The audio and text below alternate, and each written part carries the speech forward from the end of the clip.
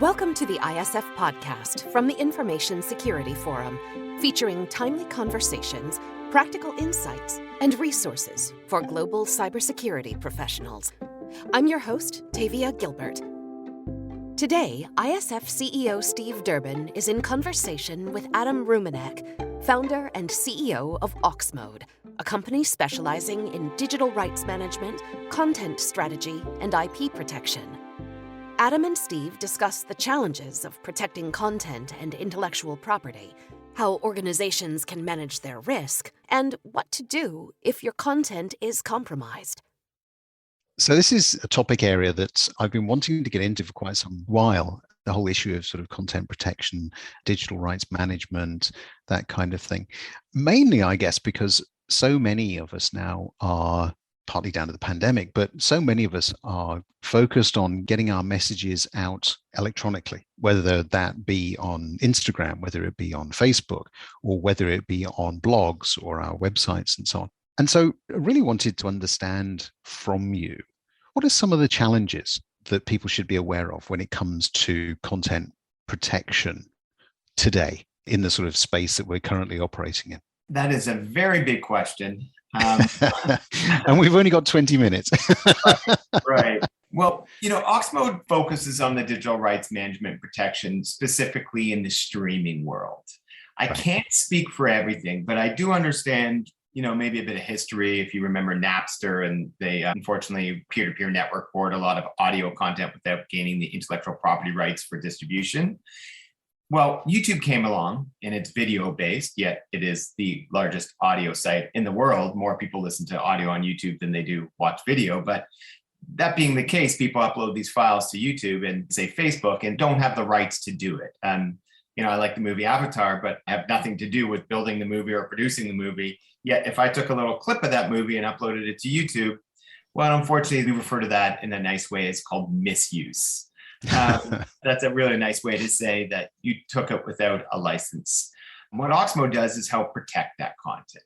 And in this world, via email, text, you can send an actually audio file or video file via text now. People are sending stuff that they don't have the rights to do. And corporations and individual producers put all their time and effort making this content, and people just send it back and forth without the rights to do that. There are no distributors or producers. So the benefits that we bring to the table is we help those distributors, studios, producers, even brands these days create a lot of content, protect their content from theft. And we work on the bigger platforms. Unfortunately, there's a lot of the stuff going on the dark web that we stay away from. And a lot of those smaller video-based websites that come and go as people send them an email to take their stuff down. But the majority of the world is on YouTube. It is the largest video sharing site in the world. And our focus is to help them, not just educate them in security and why they should do this, but unfortunately, if they get hacked, like what happened with Sony years ago in the movie The Interview, unfortunately, they didn't have any measures and then they fixed it after the fact. But our job is to hopefully get there before that happens. Right. And how do you do that? There's multiple ways, but a company like Alphabet, which owns YouTube, works with this piece of software called Content ID. To keep it very simplistic, it's almost like a fingerprint. Each video or audio file has a unique fingerprint. Yep. And it can, if it's like a 60-minute or 120 minutes, it breaks it down into seconds or minutes or hours, whatever. And if somebody uploads that fingerprint or that film or TV show, we look for matching ones in the entire database of YouTube, and then we take it down, or we exercise the IP rights worldwide or by region. Unfortunately, what would be smart for studios if they, I have no idea why it always happens this way, but if they, as they make these films before they, launch them in theaters and people can take their iPhones and record it and then trade it or sell it or send it to their friends, we can actually protect it before it goes for distribution. But we can't teach everybody everything all the time. We share the knowledge. We believe that as soon as you create content, protect it right away, if it's audio or if it's video. And then, that'll help in the future if there's a serious event where, unfortunately, your organization gets hacked or somebody just uses their cell phone at a Coldplay concert or a Disney release in the theaters, that it's protected before it happens. And that is really the way I recommend everybody do it, as opposed to us getting a phone call or an email saying our film's up on YouTube and we're trying to sell it in worldwide or whatever country they work in. Right. So what does happen? What recourse does an organization have if their copyright material is stolen online? So let's stick with that example. So, somebody has been in a theater, they've recorded, I don't know, No Time to Die, something like that, which is one of the biggest films that we've seen for the last 2 years because we haven't been able to produce anything. Where does the organization go? Where does the studio go? What does it do? Yeah, I'd like to do real life examples as well. So what would happen in this event if it was taken and it was uploaded to YouTube? We'll stick with a big video sharing site. The likelihood of them getting hold of YouTube is very low. Like people aren't answering phones. There's not enough people in the world to do that. Right. So, there are companies like us who do this kind of work, who've been doing it for a very long time in the industry. And, I've traveled the world doing this kind of stuff and speaking about it. They can come to us and we can just easily take that film and block it from the platform.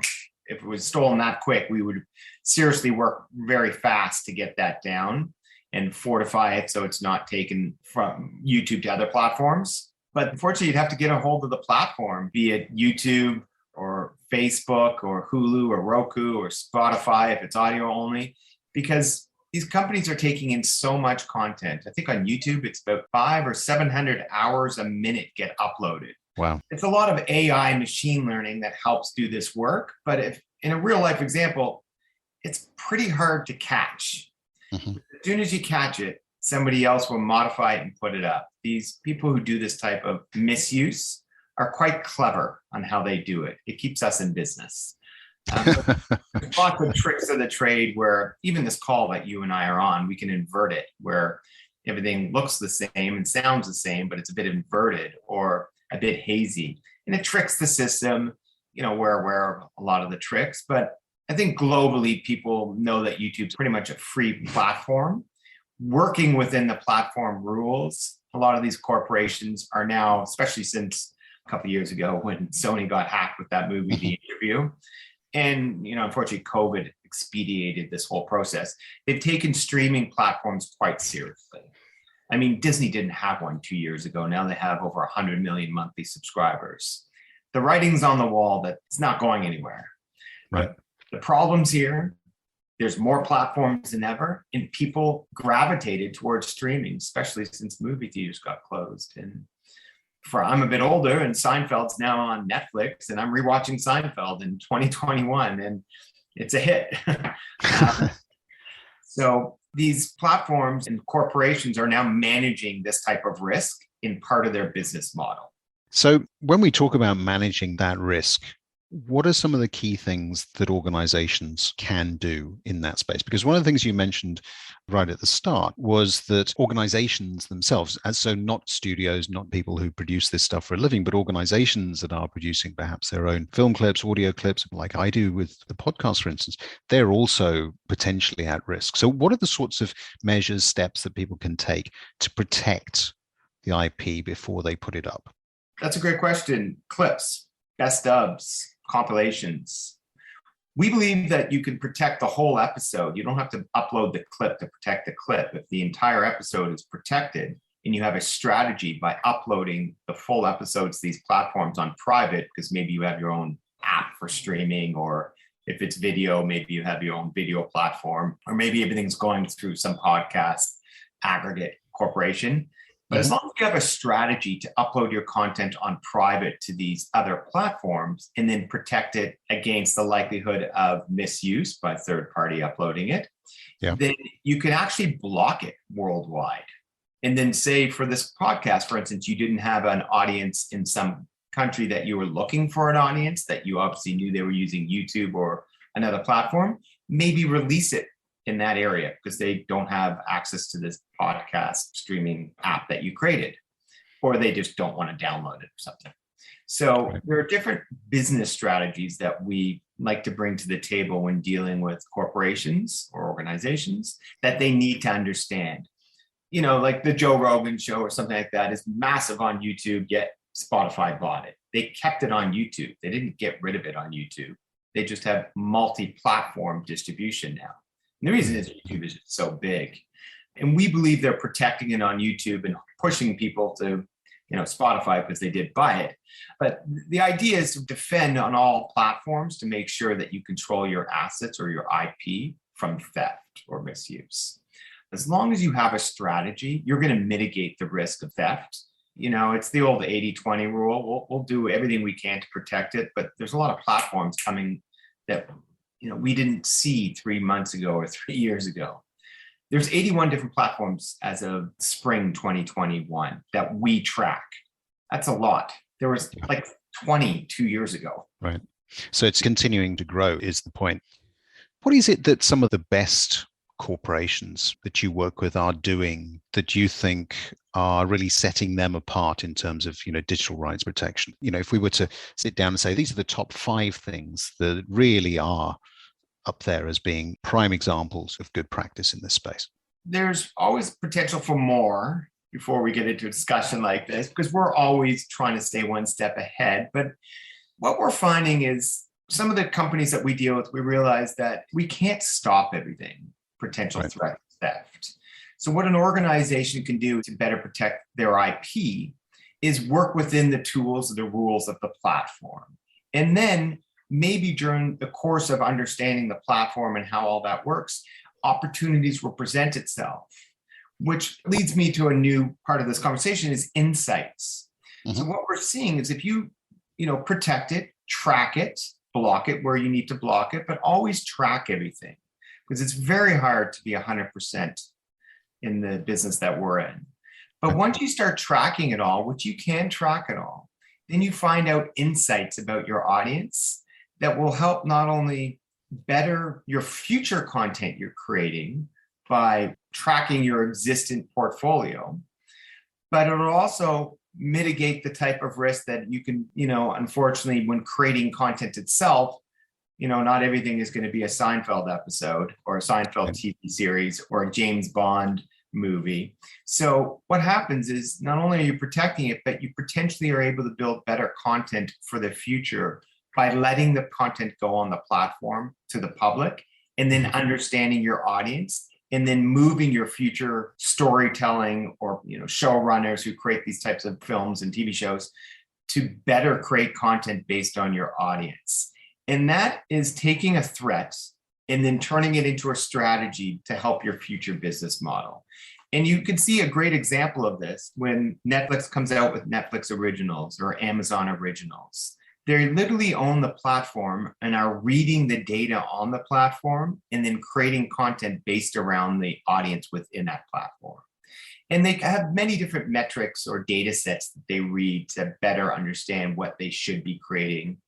And they know this better than anybody. And the real world examples, when you go to Costco and you buy Kirkland, why are they creating that product at Costco? Well, they're reading the cash register.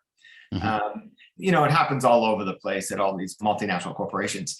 But what we're seeing is if you can't mitigate everything, so you might as well take the risk, go on these platforms, streaming's here, help stop the potential threats, yet take the data sets from those threats, understand your audience better, and then move forward by creating content that your audience will want to watch. Inevitably, and I'm speaking from a revenue point of view right now, you'll create more revenue for your corporation with less content from knowing all these data sets. The potential you will get, you're never going to stop this. You can't mitigate 100%. So if you have a strategy, as I was saying before, you can end up creating a better revenue for a corporation, which is, especially if it's a public company, you have an obligation to do. So these larger corporations are doing exactly that. And that's why we're seeing these platforms launch, like Disney. Fox is building out one as well. And it's just such an advantage for them in the long run. Short term, it might seem kind of odd to find the content agnostic beyond 10 different platforms. But in the long term, they're collecting your information and creating a very large amount of content from a revenue perspective, based on what they should create from that perspective. It's a very long-winded answer, but it gives you, it's a rather difficult question to answer, but it gives you two sides. And a lot of times we have to think of everything from a corporate standpoint. Yeah, sure. And I think it's interesting that point you make that there is actually a lot to be learnt. And clearly, some of these big multinationals are looking at how they can do that and take advantage of it. Looking forward, Adam, the future of IP protection, what do you think that is going to look like? Because we've just been talking about some of the changes that are taking place, some of the growth that is going on in this particular space. What's the future of IP protection going to actually look like, do you think? For corporations, I think it's going to get easier, faster, and better. What took hours that we do in seconds today will take less than a second in the future. But Right. they're going to start protecting everything: images, actually still images. Stuff that we never thought was possible years ago is already possible. AI and machine learning are going to make everything, not perfect, but it's going to make it faster and easier. I do think we're going to be able to protect ourselves. That's a moonshot idea, but why couldn't we protect ourselves? Currently, there is no system based on every platform in the world that we can do that, but somebody will, if not already is, going to solve that problem. It's not just about the corporations because they're getting better at it. It's about everybody. And I hope one day we get there. And it's not just hope. I do believe we're there. Somebody's going to do something where we can protect ourselves, not just these companies about, the potential threats of content theft. I just think they're going to start reading more data. And as you and I walk down the streets with our mobile phone and our GPS and the ad change at our public transportation because they're reading us, we should be able to stop that and protect that. Our IP should not just be about audio and video rights. We should protect our own self. And that kind of future thinking, these platforms are working on it, but you hear little, in the forums and blogs that I read, you hear rumblings of that because we're getting really good at it. Right. We're getting extremely efficient about stopping digital rights theft. And brands are becoming content powerhouses. If you look at GoPro and Red Bull, these guys create more content than anybody these days. And they have to deal with the same issues that Hollywood and company has to deal with. And above all, gaming is just a whole world in itself. And these kids are recording themselves on Twitch and uploading it. And yet I don't think they own Call of Duty. And, and Grand Theft Auto, these are very large followings and millions of users every day. Yet, if you go on Twitch, they're recording themselves live and uploading it. I don't really think that is the point of the game. I mean, I understand it and it's fun to see.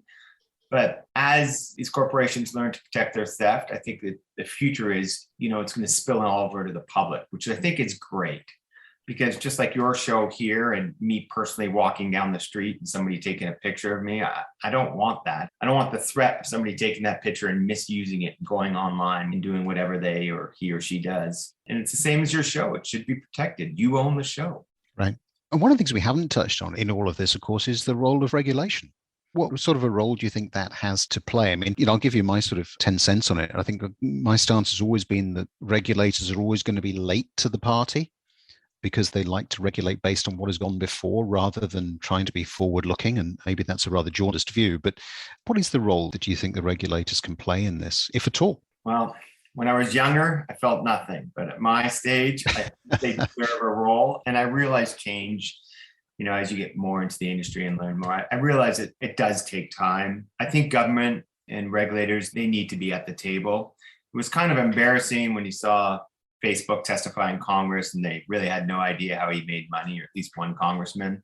And it's unfortunate that maybe certain regulators don't understand the business as well. Maybe you need a third party of somebody who can step in or some sort of consultants that can help. But I think the platforms must do this themselves today to the best they can. Obviously, these large corporations are public, so they do have a fiduciary duty to make money and not put roadblocks in front themselves that will hinder that. But as we saw with the Facebook hack a couple of years ago, where they took all of our information, were able to send us ads and change the world. And I think both sides need to work together. It's going to take time as much as we want it to happen quickly. But then I looked at the Olympics this past summer and they did a great job with letting the world see the Olympics for free online. And there is potential there. It does need to be regulated, maybe time delay or something in case something terrible happens during the live event, which you see in Facebook Live. But I think regulators need to focus and work with us in third party as well as platform as fast as they can. This game moves very quick. You just look at how fast Disney became a powerhouse online, and they didn't have anything 2 years ago. It's going to keep on happening. That's the problem. And as soon as you think you can protect it, it changes. The Digital Millennium Copyright Act is over 20 years old, hasn't been updated since 1998. That's kind of ridiculous. This is, at the beginning of streaming. And 20 plus years later, we're still dealing with electronic files just on mobile devices instead of CPUs being traded. And, I'm able to get any music I want for free, yet I don't. I pay everybody and have multiple monthly fees I pay these streaming platforms. I would love to see regulators work together, but I think it needs to be EU and North America. It can't be one for the EU and one for North American and one for, APAC region or whatever region in the world. It needs to be global, like the DMCA. You can't just do this country by country, because you're just, in the end, you're going to anger the end user. And the end user is the one that kind of calls the shots, unfortunately. We might regulate right, left, and center. Platforms might try, but if the user base leaves, they'll find another way to do this. The one thing that every user wants is free. Figure out how to regulate under the free model. And that'll be sufficient for the platform and for the user. That'll be great. Likelihood of that happening is pretty low, though. It's a pretty good challenge to leave our listeners with, though, isn't it, Adam? Thank you so much indeed for taking the time to share some of that insight into content, into some of the things that are happening in that particular space, and of course, giving us your take on regulation as well. It's been a pleasure talking to you, Adam. Thanks very much indeed. Thanks very much to this week's guest, Adam Rumanek. Next week, Steve and I come back to discuss his takeaways from the past 4 episodes. All too often, security is brought to the party when the party's over. And so it's part of the cleanup crew rather than anything else. The deal is done, and now we've got to try to figure out how we put these things together. That can't be the way that we go forward. Businesses are too dependent upon data, too dependent upon information that is being shared with third parties, too dependent upon the way in which they're accessing and moving data around within their own companies. We'll be back for the full conversation in a week. In the meantime, is there a topic or question that you'd like us to cover in a future episode? Let us know at securityforum.org, which is also where you can find that catalog of past video and podcast episodes, as well as ISF's research, practical tools, and guidance related to discussions like today's. Follow us on LinkedIn by searching CEO Steve Durbin or Security Forum. Follow our audio feed wherever you get your podcasts so you never miss an episode. And if you like the ISF podcast, we'd love it if you'd write us a short review and if you'd rate the podcast. The ISF podcast is produced by Talkbox and Tavia Gilbert, with music by Alexander Filipiak, associate producer Katie Flood, mix and master by Brian Barney. Thanks for listening.